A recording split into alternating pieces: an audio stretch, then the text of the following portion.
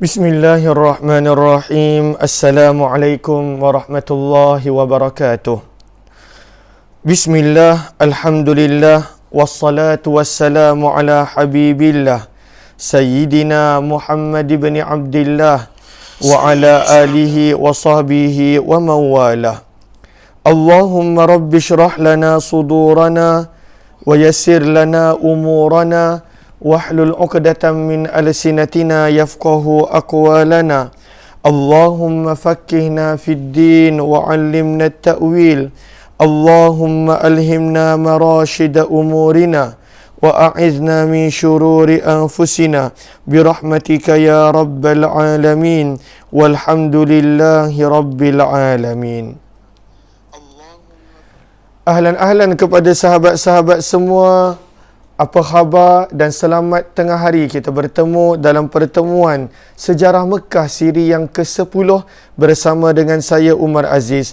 Ahlan Galid Spirit, Hardi Suhaimi, Samzia SBT, Hashimah Uthman, Norazia Mukhtar, Zahara Alias, Zaliha Kamaruddin, Kamiza Muhammad Amil, kemudian Syaikah Abdul Manaf, Nurahim Sharif, Nyimah Muharram, Salabiyah Sa'ad, Muslimah Mahmud, Ummi Zaihadi, kemudian Yuwana Mukhtar, Nurahim Sharif, Zuraida Siddiq, Hasmi Zurina Sya'ari, Ummi Akasha, Ruzia Ma'arub dan juga sahabat-sahabat yang lain. Ahlan.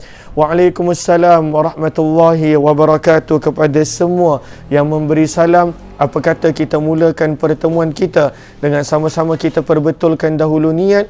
Moga-moga pertemuan kita adalah kerana Allah Subhanahu wa ta'ala. Nawaitu ta'alluma wa ta'lim wa tadhakkura wa tadhkir wa naf'a wal intifa' wal ifadata wal istifada wal hatha ala tamassuki bi kitabillah wa sunnati rasulillah sallallahu alaihi wasallam wa du'a'i ilal huda wa dalalati ala الخير ابتغاء وجه الله ومرضاته وقربه وثوابه آمين يا رب العالمين. Amin ya rabbal alamin. Lalu kita telah tiba, kita dah selesai semalam berkenaan tentang Hijri Ismail, berkenaan tentang mizab, pancuran ataupun dikenali sebagai pancuran emas. Dan pada hari ini kita nak masuk pada bahagian yang baru. Sebelum daripada itu, terima kasih. Lalu ada yang kata jelas, suara jelas. Terima kasih. Daripada Singapura pun jelas. Terima kasih Saidah Said dan juga sahabat-sahabat yang lain. Lalu mohon sebaik sahabat-sahabat untuk bantu share, bantu untuk kongsi, bantu untuk sebar luas, tag rakan-rakan yang lain. Moga-moga lebih ramai beroleh manfaat insya-Allah. Lalu hari ini kita nak sambung daripada tajuk Rukun Yamani. Kita nak sambung daripada Rukun Yamani. Walaupun ada dua lagi, kerana ada dua lagi rukun, dua lagi penjuru. Sebab Kaabah itu ada 4 penjuru. Iaitu dua lagi rukun adalah rukun Iraqi, penjuru yang menghadap ke arah Iraq, dan juga rukun Syami, penjuru Kaabah yang menghadap ke arah Syam. Namun yang kedua itu tidak kita kongsikan di sini kerana kita nak ambil yang mana ada sejarahnya, ada kisahnya. Lalu petang ini kita nak sambung daripada rukun Syami selepas daripada kita kongsi tentang Hajarul Aswad dan juga mizab, Hijri Ismail serta perkara-perkara yang lain. Lalu petang ni kita nak kongsikan tentang Rukun Yamani. Apakah itu Rukun Yamani? Ahlan kepada sahabat-sahabat. Lalu mohon yang baru join untuk bantu share, bantu untuk kongsi, bantu untuk sebar luas. Moga-moga walaupun pada tahun ini tidak ada jemaah daripada Malaysia yang ke sana, namun moga-moga kita dapat mengulang kaji tentang sejarah Mekah bersama-sama. Lalu kita lihat, maka kata penulis buku Rukun Yamani, maka Rukun Yamani sejajar dengan Hajarul Aswad. Apakah maksud sejajar? Ianya berada pada garisan yang sama, ianya terletak bersebelahan. Kita tengok ada tak gambar Rukun Yamani? Allahumma salli ala Sayyidina Muhammad. Sebentar. Allahumma salli ala Sayyidina Muhammad. Rukun Yamani. Lalu tidak ada gambar kecuali lakaran sahaja. Kita tengok lakarannya. Lalu ini dia rukun Yamani. Ianya sejajar dengan Hajarul Aswad. Yang kita nampak Hajarul Aswad lain hijau adalah selalunya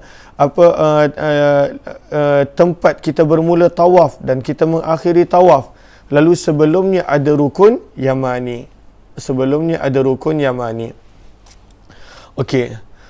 Lalu rukun Yamani berada di atas batu asas Kaabah yang asal, seperti mana yang disebutkan dalam Al-Quran, Nabi Ibrahim tinggikan binaan Kaabah di atas batu asasnya yang asal. Lalu ianya pun berada dalam binaan Kaabah yang telah dibina oleh Nabi Allah Ibrahim alaihi salatu wassalam. Ianya adalah penjuru yang asal. Penjuru yang orang Quraisy kecilkan, penjuru yang orang Quraisy pendekkan, itulah penjuru rukun Iraqi dan juga rukun Syami. Sebab itu sebahagian daripada Hatim pada kawasan itu adalah kawasan yang berada di dalam Hajarul Aswad. Ini dia yang kita nampak daripada 4 penjuru ini. 4 penjuru. Hajarul Aswad berada pada binaan asal Nabi Allah Ibrahim. Sebelumnya rukun Yamani pun berada dalam binaan asal Nabi Ibrahim. Yang bahagian sebelah lain iaitu rukun Iraqi. Yang kalau kita nampak rukun Iraqi adalah yang nombor 11 di situ, rukun Iraqi. Dan juga rukun Syami itu adalah bahagian yang orang Quraisy telah kecilkan. Yang mana itu bukanlah berada pada binaan asal Nabi Allah Ibrahim. Orang Quraisy telah kecilkan. Lalu rukun Yamani, sebab itu ianya adalah binaan asal, berada pada tempat binaan asal, berada di atas batu asas Kaabah yang telah dibina oleh Nabi Allah Ibrahim. Maka diriwayatkan di sini, kita nak mula membicarakan tentang adakah dekat rukun Yamani itu ada istislam, adanya lambaian.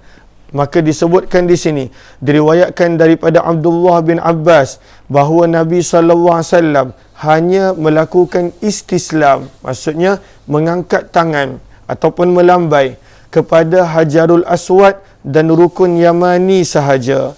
Ini adalah riwayat Imam Tirmizi. Lalu hanya 2 tempat ini Nabi SAW istislam, angkat tangan, dan Nabi SAW lambai. Hanya 2 dari 2 penjuru ini sahaja.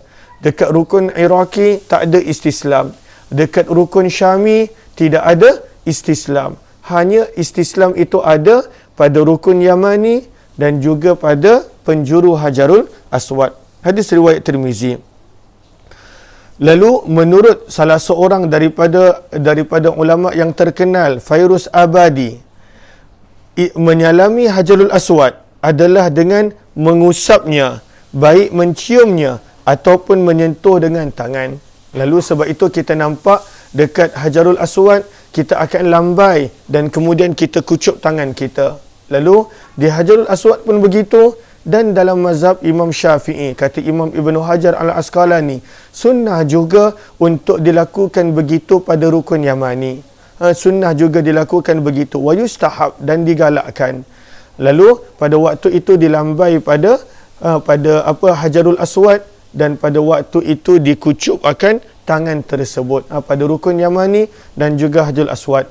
Dan pendapat yang kedua kata tidak ada kucupan, sekadar lambai pada Hajarul Aswad, istislam pada istislam pada rukun Yamani. Adapun Hajarul Aswad, memang majoriti para ulama mazhab Syafi'i mengatakan lambai dan kemudian cium. Tetapi pada rukun Yamani ada dua pendapat. Lambai sahaja, dan ada yang mengatakan lambai dan kemudian dikucuk tangan tersebut pada rukun Yamani juga. Okey. Seterusnya. Okey. Lalu itu istislam pada rukun Yamani. Adakah rukun Yamani itu perlu disentuh? Seperti mana digalakkan untuk menyentuh Hajarul Aswad jika mampu? Maka diriwayatkan di sini bahawa Sa'id bin Jubair apabila melewati rukun Yamani, dia akan menyentuh rukun Yamani dengan tangannya. Dia akan sentuh rukun Yamani dengan tangannya. Ini adalah yang ada dalam riwayat Imam Tirmizi. Maka pada waktu itu Sa'id bin Jubair, salah seorang tabi'in, bila dia melewati rukun Yamani, dia sentuh. Lalu daripada sini kita belajar tidak ada masalah ketika mana tiba pada rukun Yamani untuk menyentuhnya. Tetapi yang selalunya kita mampu buat adalah istislam. Sebab kawasan itu pun selalunya dah mula bersesak-sesak untuk orang mencium dan mengucup Hajarul Aswad. Okey. Lalu daripada sini antara yang kita boleh ambil peluang apakah dia? Ketika mana kita bukan berada dalam situasi tawaf, antara yang kita boleh buat adalah berdoa padanya. Kata Mujahid yang ada dalam kitab Akhbaru Makkah lil Faqihi, kata Mujahid bahawa rukun Yamani termasuk di antara tempat-tempat mustajab doa. Rukun Yamani pun termasuk daripada kalangan tempat-tempat yang mustajab doa. Lalu ianya adalah tempat yang mustajab doa. Maka sebab itu, kalaulah boleh, kita ambil peluang untuk berdoa di situ. Ambil peluang untuk berdoa di rukun Yamani. Lalu pandangan Mujahid yang ada dalam kitab Akhbar Mekah lil Faqihi bahawa rukun Yamani adalah tempat yang mustajab doa.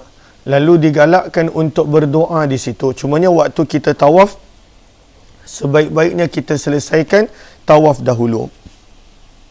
Okey.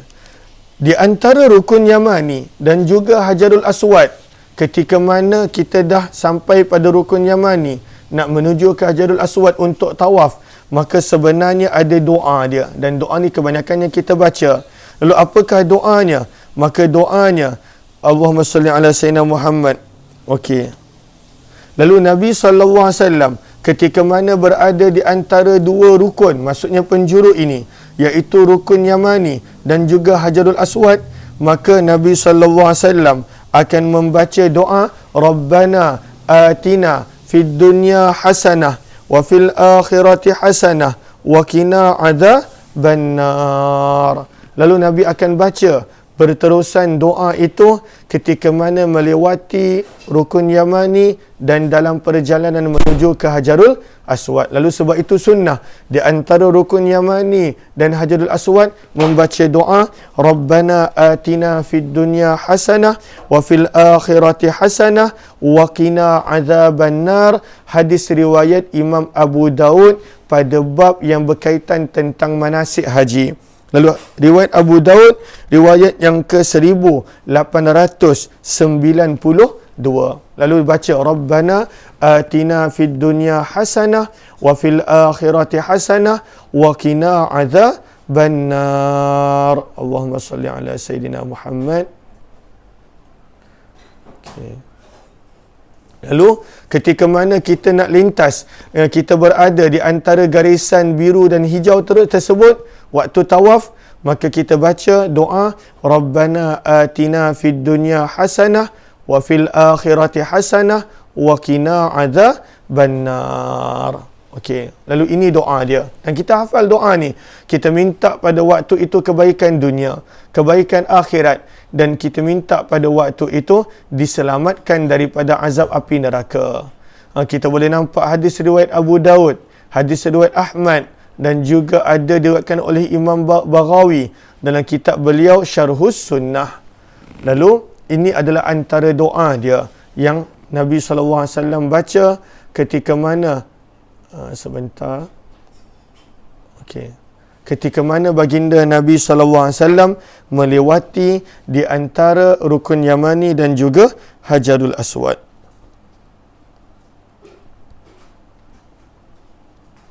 Okey. Lalu ini dah selesai dah tajuk tentang rukun Yamani.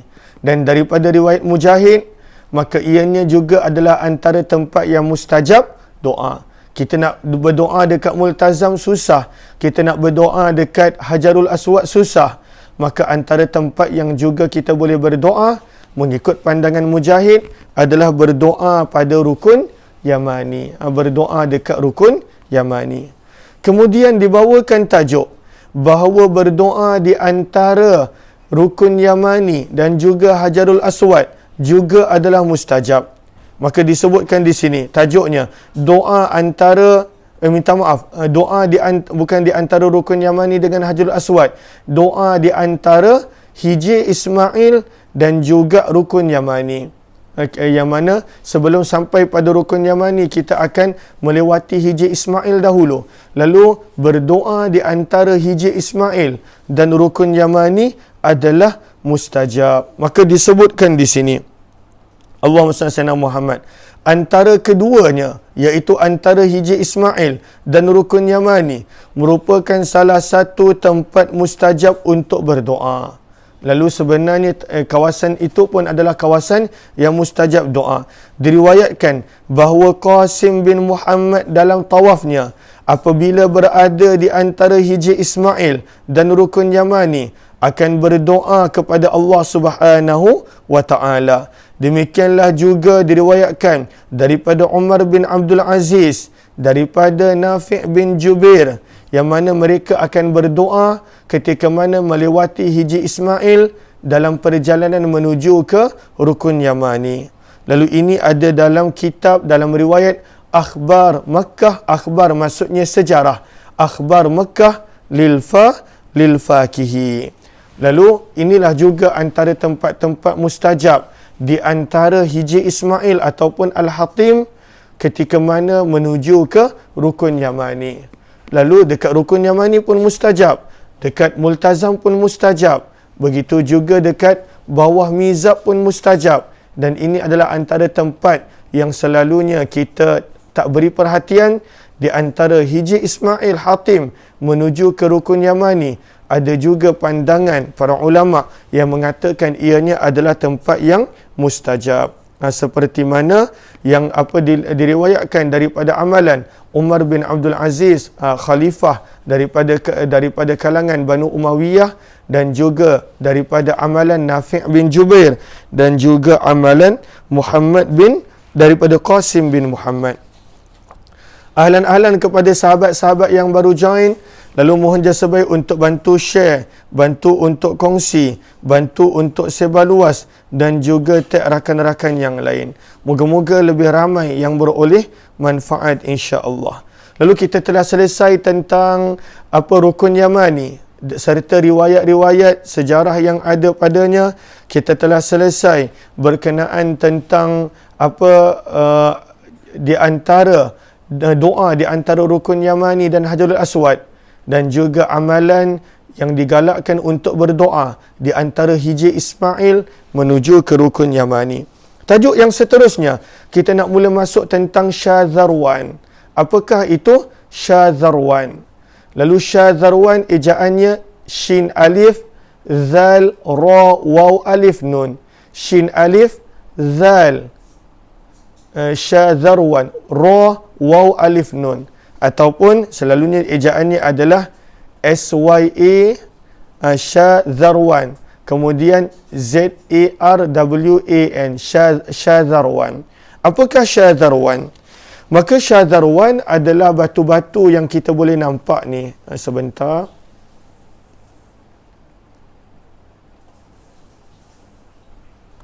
Maka ini adalah Syadzarwan, batu marmar yang mana kita nampak.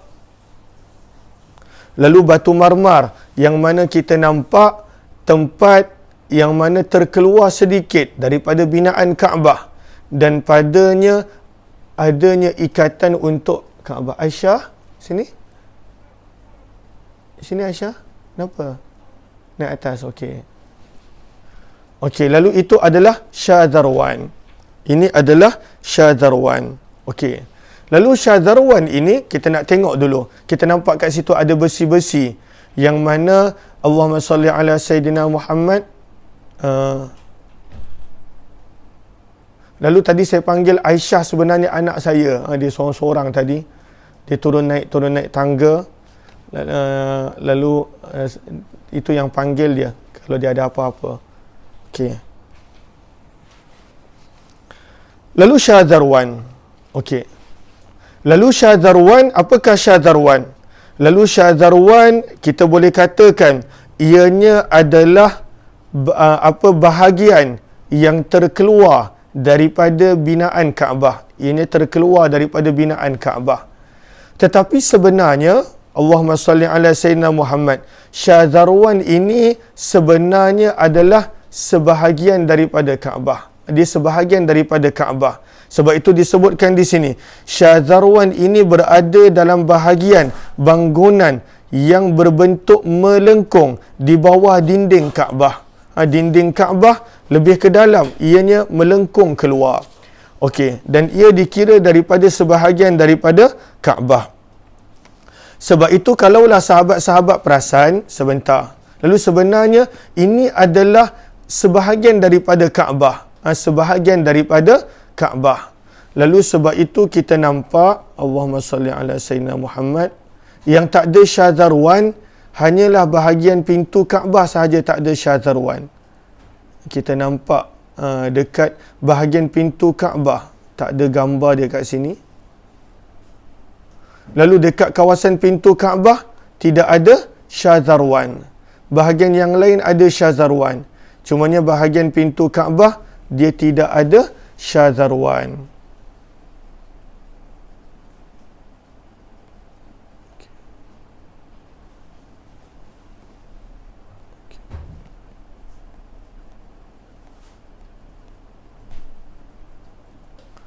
Lalu itu je bahagian yang tak ada Shah Zarwan. Bahagian yang tidak ada Shah Zarwan adalah bahagian pintu Kaabah. Dia tak ada Shah Zarwan. Lain semua ada Shah Zarwan.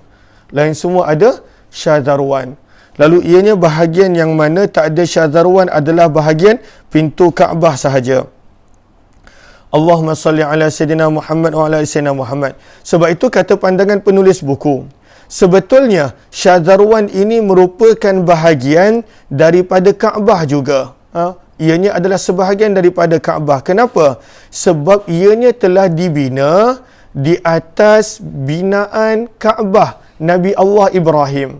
Sebenarnya orang Quraisy juga pada waktu itu mengecilkan sedikit bahagian Kaabah, bahagian dinding Kaabah ini supaya mereka boleh bina Shah Zarwan. Mengikut pendapat yang mengatakan orang yang mula-mula membina Shah Zarwan adalah orang Quraisy.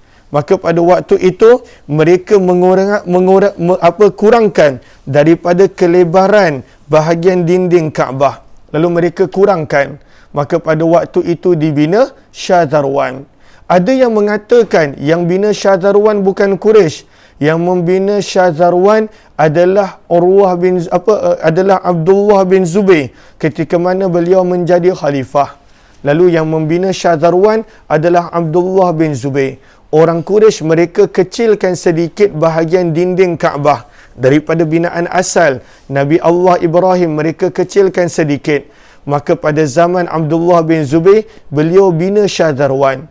Apakah fungsi sebenar Shah Zarwan? Abdullah bin Zubair ataupun orang Quraisy mereka bina Shah Zarwan, kata para ulama sirah, bertujuan untuk pada waktu itu melindungi Kaabah daripada genangan air ketika mana musim hujan. Ketika mana musim hujan, mereka nak jadikan Kaabah pada waktu itu selamat daripada genangan air. Sini Aisyah, sini.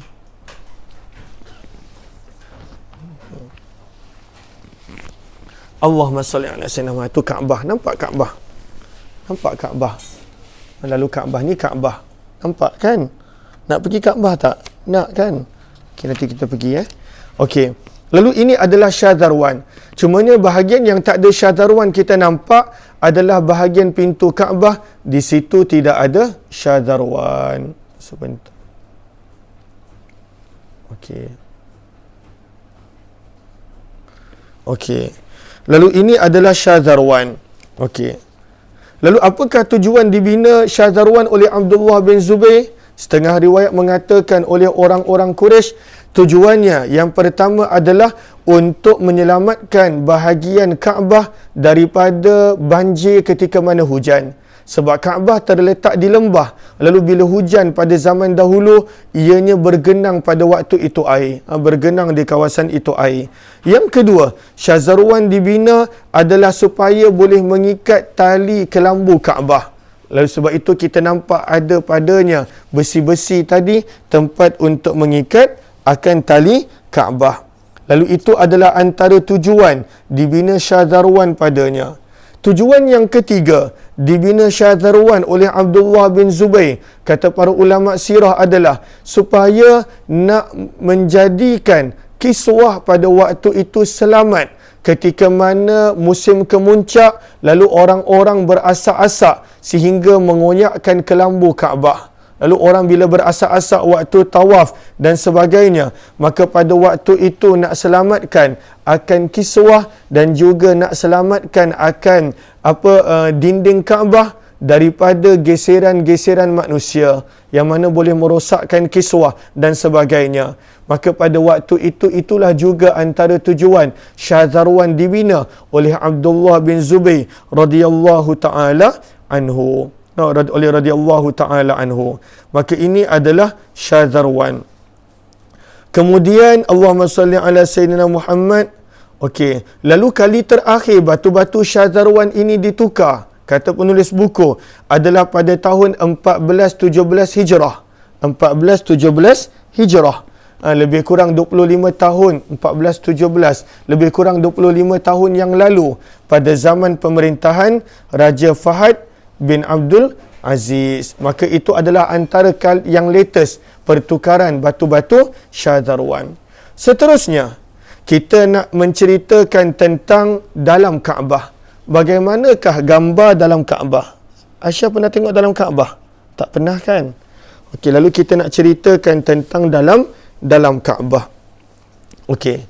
Maka dalam Kaabah antara poin dia adalah dalam Kaabah itu ada 3 tiang pada dia. Ada 3 tiang yang mana diperbuat daripada kayu. Dan dalam Kaabah ini antara tempat yang mana kita nak ambil tahu adalah tempat dekat mana Nabi solat ketika mana baginda Nabi sallallahu alaihi wasallam pada waktu itu, pada ketika itu masuk ke dalamnya ketika mana pembukaan kota Mekah. Maka dekat manakah Nabi sallallahu alaihi wasallam solat? Sebab itu bila kita baca riwayat Bilal bin Rabah, dia ceritakan detail dekat tempat mana baginda Nabi sallallahu alaihi wasallam solat di dalam Kaabah. Lalu ini adalah antara gambar-gambar dalam Kaabah yang kita boleh lihat, yang kita boleh nampak. Ianya ada 3 tiang kayu di tengah-tengah Kaabah tersebut. Ada 3 tiang kayu di tengah-tengah Kaabah tersebut. Tapi kat manakah baginda Nabi sallallahu alaihi wasallam solat? Kita tengok sebentar, ada tak gambar dia? Allahumma salli ala sayyidina Muhammad. Okey, ini rasanya.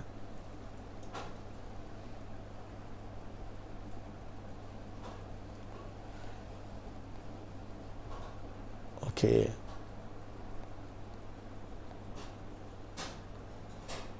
Okey.